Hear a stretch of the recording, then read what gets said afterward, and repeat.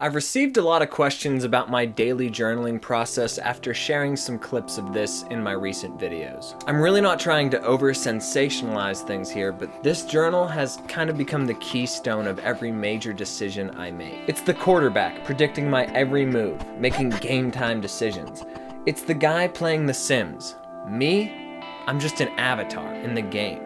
A character floating through time and space, interpreting and reacting to environmental data as I become exposed to it. The bullet journal allows me to take a step back and offload some of this data, while simultaneously realizing my life from a different outside perspective. I built my journal based on the principles of Ryder Carroll's bullet journal process.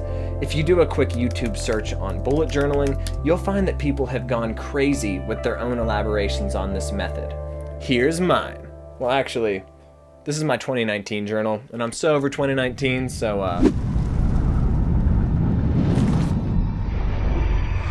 here's my new 2020 journal. And before I fill this with tons of personal information that has no place being stored on the interwebs forever, I'll give you a quick preview of how I like to set up my yearly journal for long-term success with healthy habits. And before we dive in, if I continue to make videos about my journal, they are going to be some of the most honest, straightforward videos I make, because looking into someone's journal is kind of like looking into their mind. I want to give you an honest take on this, not something that's been hyper edited. So this means no script, no music, no fancy editing, just you and me and this journal. And a good pen.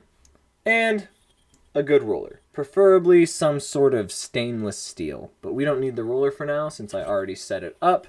I already wrote everything I'm going to write, but I do use a Precise V5 RT pen if you're interested. Figure out what kind of pen works for you. Some people use like 10 different pens in their bullet journal. I prefer a pretty minimalist approach because I like it to be portable. Likewise, I like the journal to be pretty small with a hard cover. The only things I recommend in a journal is one of these placeholders so that you can keep track of where you're at. One of these little doohickeys to keep your pen secure, and one of these flappy boys to keep it closed so that you don't screw up your pages and doesn't fly open in your backpack. So without further ado, let's dive into the 2020 journal setup. This is very important. Page 1. If found, please return to.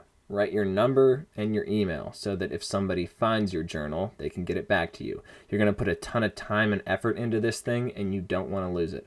Also, a ton of very personal information might be in there, so hopefully whoever finds it is good-natured and doesn't want to blackmail you. Page 2, and sorry for the crossover there, this page is a little shorter, but I always start it off with a key. This is just a friendly reminder of all the symbols that I'll be using in the journal.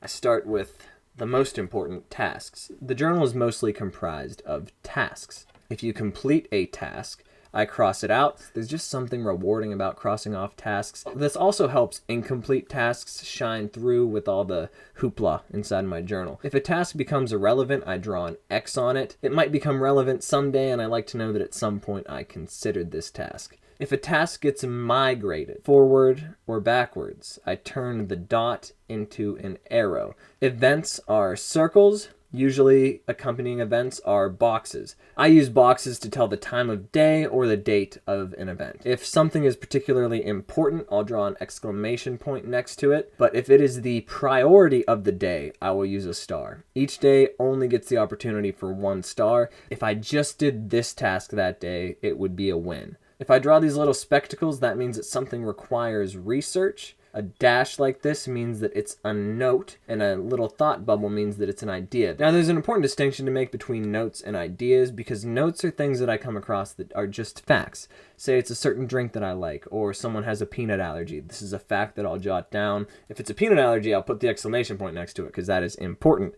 But ideas are things that are, concepts I create that could potentially become videos or Instagram posts. So I use a system called the Idea Catcher to catalog these, which I'll get into later. Quotes, if you watch any of my videos, you know that I'm pretty obsessed with quotes, and I'll typically go back and catalog these into where they belong with videos or posts. I like to keep track of my money as well. I have a pretty nice system going where a certain amount of the money I make goes into a separate bank account where all of my living expenses are automatically withdrawn. So this just dictates the extra money I make and extra money I spend. No living expenses are calculated here. So this just lets me know if I'm being extra frivolous or if I'm, being extra conservative with my money. Now, sometimes I track calories, but I don't do it all the time. And if I'm not tracking calories, I like to track what I'm eating still. So I use a circle, which signifies an event, but it also looks kind of like a plate. B for breakfast, L for lunch, D for dinner, and S for snack. I'll typically try to keep it to breakfast, lunch, dinner, and 2 snacks every day. That's a good way to kind of keep your diet in check if you're not counting calories. 3 plates, 2 snacks. That's a rule that's been popularized by Jordan Syatt. He kicks ass. Check him out. Another important part of this journal is expressing gratitude. You'll see that every day I write down something I'm grateful for. Every time I draw a line that spans half the page, that means I'm about to write to myself. Usually it's about some internal feelings I'm having, some deep philosophical thoughts on the day, or I'm writing to myself in third person as if I'm writing to a good friend or the protagonist in a movie. This is really probably the most insightful part of the journal, is looking at all of this and writing to yourself as if from an outside perspective.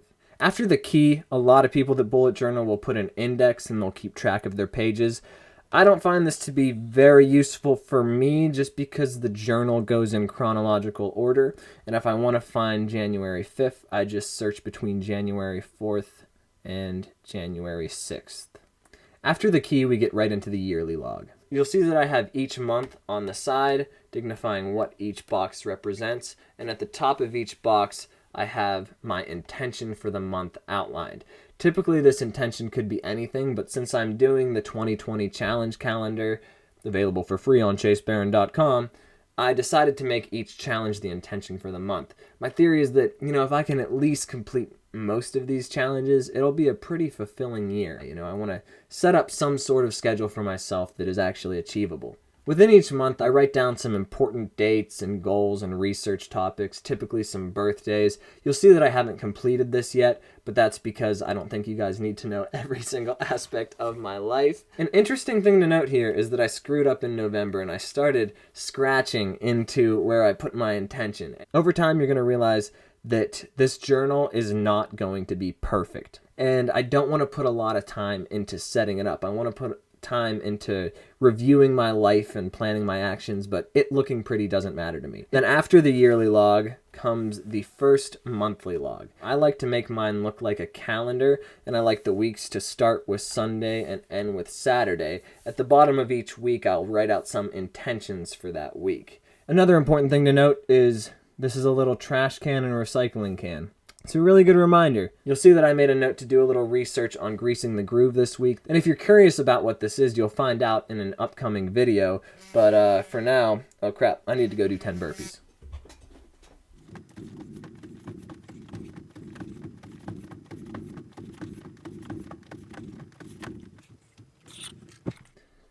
So that's greasing the groove.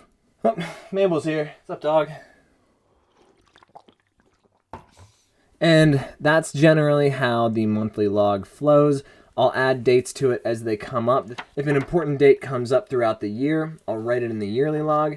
Then when that month rolls around, I'll be able to go in and write it on the exact day. And I had a little extra room when I designed this calendar, so over here to the right, these are kind of some monthly goals that don't necessarily pertain to any specific day, but just some overarching themes. So if you ever have free time that you want to take advantage of, you can go check in with your monthly goals. So now we're going to move from the monthly log into the habit tracker.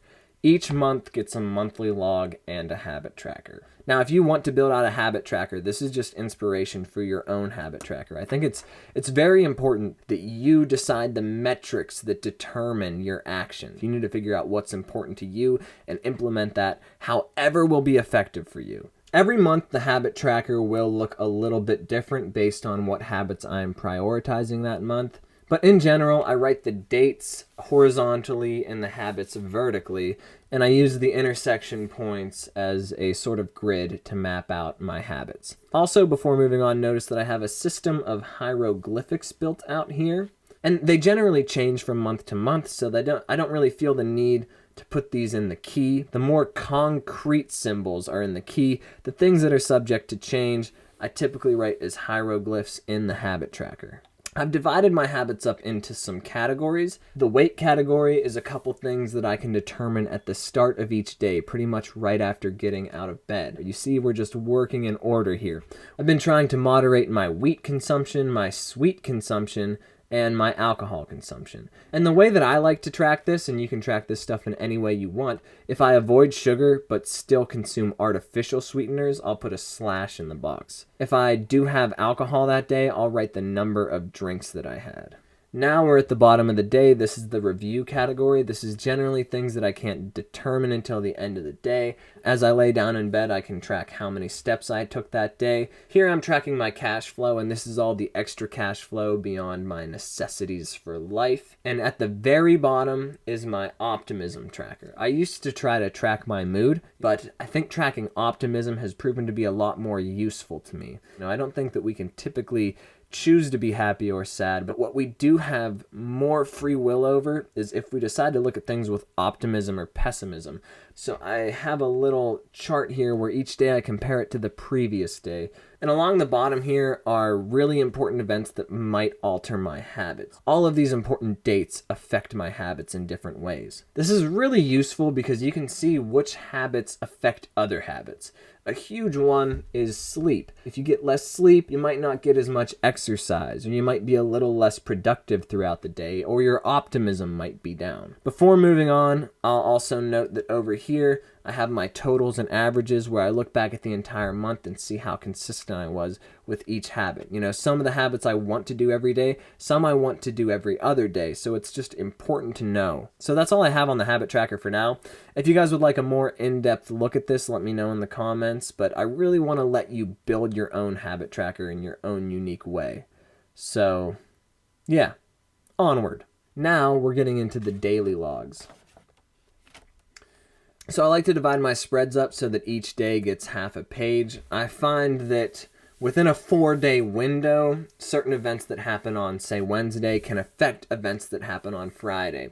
So for me, I like to see all of these days together. On Wednesday, this was New Year's Day. Since I'm not tracking calories right now, I noted my breakfast, lunch, and dinner.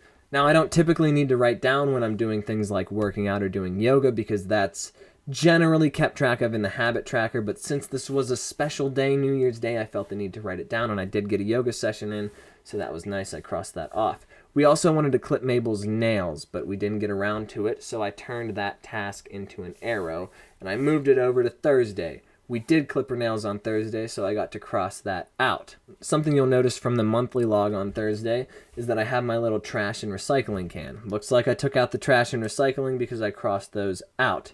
You'll also see on Thursday there was a priority of the day, and that was setting up this journal. I did it, so that day was a success. Then I had an idea. Let's make a video about it. It looks like that idea is becoming reality. I also had another idea, which I thought was important, that I called 3D Glasses, Nutrition Viewpoint. You'll see on Thursday I didn't get to the FBM graphics still, so those moved to Friday, and now that's becoming more and more of a priority. I could just write the arrow and know that this task is being moved from day to day, but if I rewrite it every day, it starts to become annoying, and it starts to really tell me, hey, you are putting this off. So for me, rewriting is essential. Now, say maybe a task could get backlogged. Say if these guys got a hold of me and said they didn't need the graphics until 2 weeks from now. I could turn this into a back arrow and write it over here with the due date. Now you'll see that tomorrow, Saturday, I only have 2 things on the agenda so far.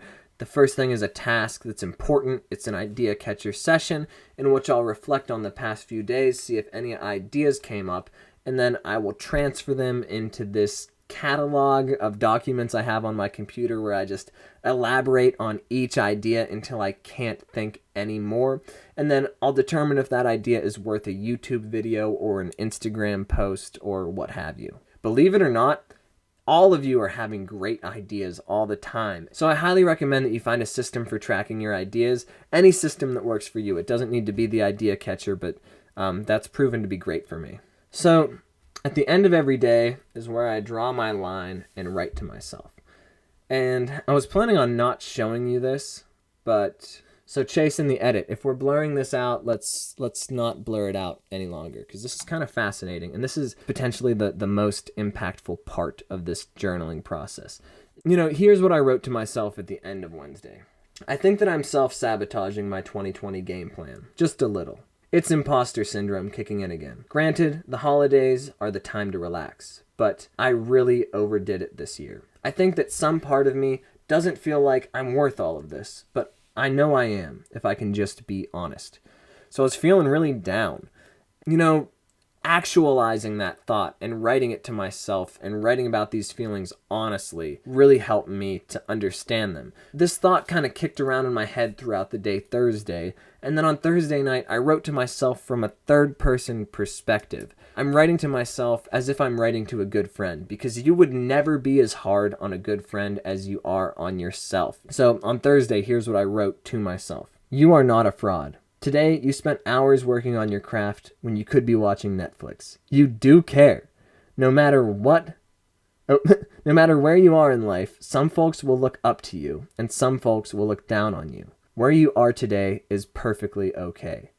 And it's like, without writing to myself, I could have just kept this pessimistic train rolling, but having written this turned my viewpoint to a more optimistic perspective, and this is a very real struggle that I think every content creator experiences as they start to pick up some steam. It's crazy. I have a Patreon now. It seems unreal, and sometimes you feel guilty, but then you remember that you're working really hard to make this happen, so I don't know, it's a tough thing to cope with, and I imagine over the next couple days I'll keep writing on this subject and see what happens. As we come to the end of every week, Saturday into Sunday, I typically find time to do my week in review.